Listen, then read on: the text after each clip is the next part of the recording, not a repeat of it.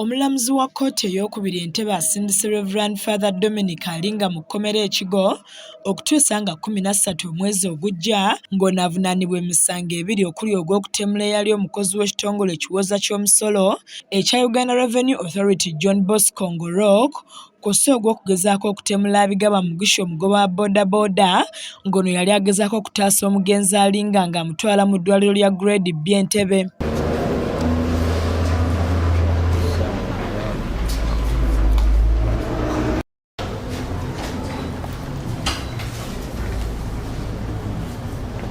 Alinga taweereddwa mukisa kubaako kyayogera kubanga emisango egimuvunaanibwa gya nnaggomola egirina okuwulirwa kkooti enkulu ng'omuwabi wa gavumenti ategeezezza nti bakyateekateeka mpapula ze banaatwala mu kkooti ng'omulamuzi alagidde azibwe mu kkooti enkulu mu maaso g'omulamuzi Stella Maris Amabilis abadde taliiwo. Reverend Father Dominic Alinga mutuuze wa Lipanda ekiri mu ggombolola y'Engoleite mu disitulikiti y'e Napark ng'emisango gino yagizza nga 3 omwezi guno nga yagiddiza mu bitundu by'Entebbe Kitoro okulina n'ekitongole ky'amawanga amagatte ekya United Nations.